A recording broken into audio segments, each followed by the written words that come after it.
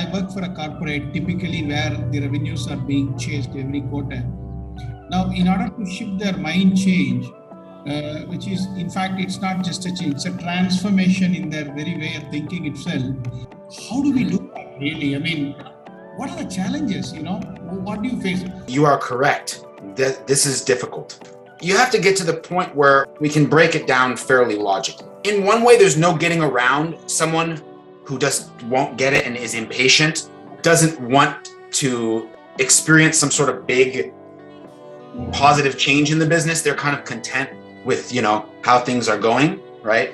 I think that's going to be difficult. And I definitely don't invest my energies in trying to persuade people who aren't predisposed. But if there are those who may be predisposed, they don't see the value yet, they don't understand yet, right? There has to be some way of pointing out the silliness to them in a nice way. So what I've noticed is that when I talk about getting rid of the targets, right? Very controversial because everyone does it that way. People say to me, if you set value co-creation and relationship targets and content magnification targets, how are you going to get enough revenue? That's the question I get asked.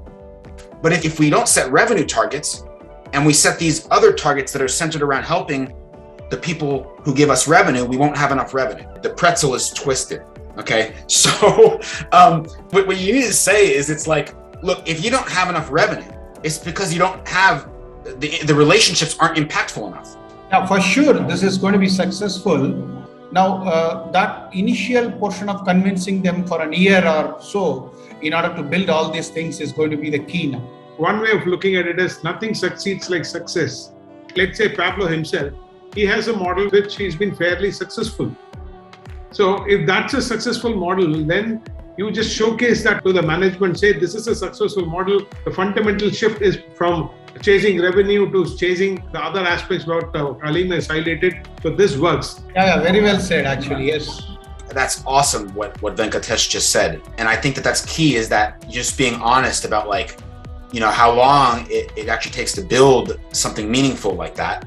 There's levels to this game, okay? And you don't just jump to the top level. There's a in the zone light. There's a podcast light, talk show light, something that can be done pretty casually with the manpower and the expertise that already exists in the business, just as a time investment.